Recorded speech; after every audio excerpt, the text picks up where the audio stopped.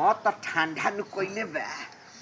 आज जात हई ढोला लगा आज 1 तारीख बा अब मुर्गा बनैले ही होई ना मुर्गा बनैले होई तो ओकरा ही खाए ना उ त खियाई ना कंजर बा एगो ओकर मुर्गा बे आ ना तो एगो कहब के मोटका खसिए दे दे आज चल आज हाँ तब कौनो बात नहीं खे आज अरे इतना ये जे बैठल बा अरे मारते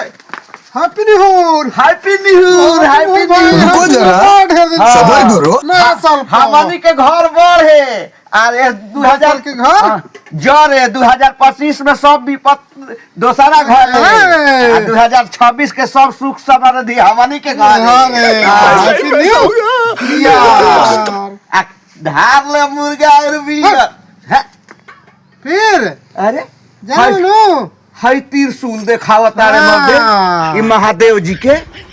महाकाल के भक्त शुद्ध शाकाहारी तो सुना भाई देखो बैठो सुना सुना सुना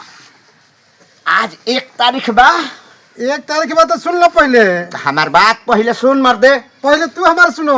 पहले तू हमार सुन अच्छा ना पहले सुन लो हमार पहले तू हमार सुनबा कि ना ठीक बात कह दो देखो अच्छा हाँ ठीक है आज सारवा कातना मुर्गा समझ गया। भूत हो जी है सो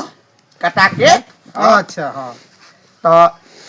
तू तो देख पहला ही है कंठी माला झूले बड़ा तो हमारा के एगो काम करो हाँ आज बड़ा यारी में श्रद्धा लेके हम तहरा भी आइल बानी हाँ एकदम एकदम हमारा विश्वास हमारा जनबे करेला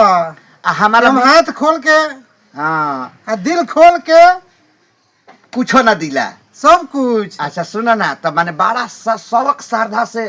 आइल बानी कि आज हमारी यार ना करी है एकदम ना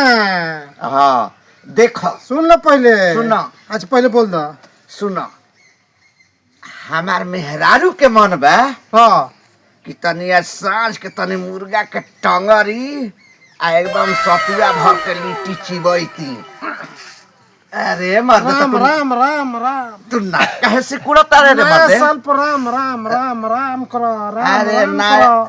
नया साल मुर्गा भात राम राम राम हमार बतिया सुन तो तू हमारा के अपना घरे में हम तहारा घरे नहीं कहत नइखो कहत लेकिन हम देम तो पाप हमारे न लगी पाप अरे मर्दे जे करी है पाप उ 10 लड़का के बाप आ जे करी है पुन उ बाल बच्चा से सुन ये तो बात कहला सही लेकिन एमे लग जाता नु सुना हमार बात तू हमारा के मुर्गा दे दो हाँ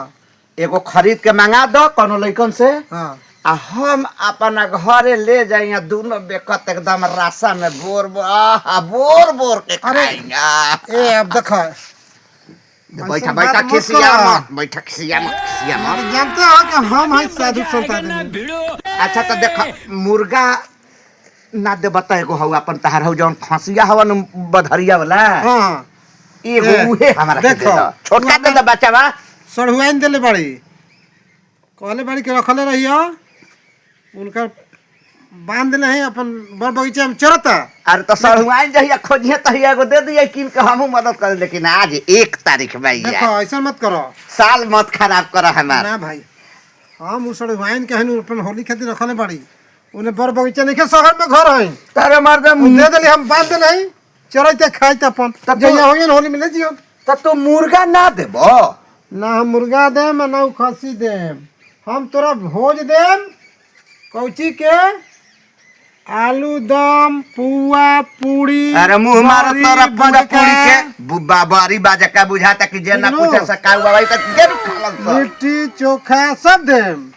जौन बाकी मुर्गा ना देबो मुर्गा खस्सी सब कुछ ना तू ना देबे मुर्गा ना एकदम ना तो मुर्गा ना देबे हमारा ना तू मुर्गा ना देबे ए ना देबे एकदम ना ना देबे ना तो मुर्गा ना देबे तो कंठी माला तोर नोच दे अरे ना मुर्गा कहते के मुर्गा दे दे ना पैसा दे पैसा दे पैसा दे पैसा दे ना तू मुर्गा के पैसा दे हम ले लेब आज आज तोर कौन जड़ाई ना चली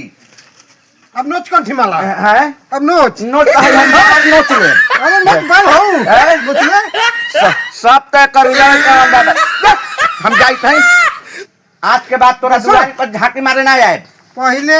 तोरा ऐसे नहीं जाए के ना हम ना खाए तोरा ही खाए रे पानी पियो तोरा खियाइए के जाए ना हम ना खाए क्या करब ना, हम मुर्गा के पैसा दे ना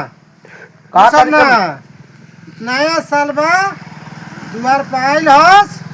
तो तोरा पुआ पूरी बड़ी बज के खियाएम तब तोरा जाए देम अच्छा तो बिना हाड़ मांस के फल दे दे हम चल जाए एकदम उहे उहे 6 गो के दाम दे दे बिना हाड़ मांस के